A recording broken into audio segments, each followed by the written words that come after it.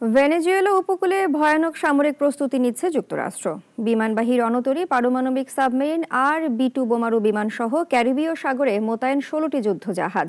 বিশ্লেষকেরা বলছেন এটি শুধু মাদক বিরোধী অভিযান নয়, বরং ট্রাম্প প্রশাসনের বৃহত্তর সামরিক কৌশলের ইঙ্গিত।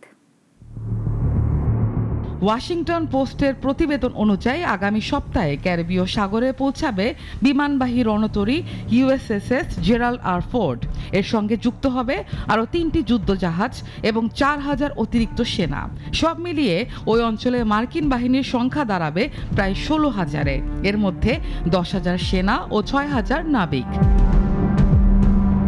ফোর্ডের সঙ্গে যুক্ত হচ্ছে 5টি guided missile destroyer, USS Mahan, Winston S. Churchill, বেন্ড্রিস, মিশার এবং USS ফরেস্ট শেরমান।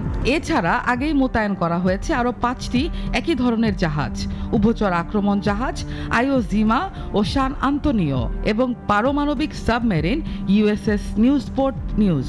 পুয়ের্তো রিকোর ঘাঁটিতে দেখা গেছে F-35 যুদ্ধ বিমানও। Center for strategic and international স্টাডিজের আমেরিকা প্রোগ্রামের পরিচালক রায়ান বার্গ বলেছেন, এই প্রস্তুতি সাধারণ অভিযানের সীমা ছাড়িয়েছে।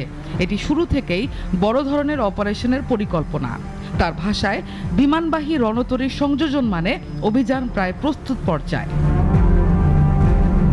এদিকে ওয়াশিংটনের ডেমোক্র্যাট সদস্যরা বলছেন, অভিযানের স্বচ্ছতার অভাব নিয়ে তারা উদ্বিগ্ন।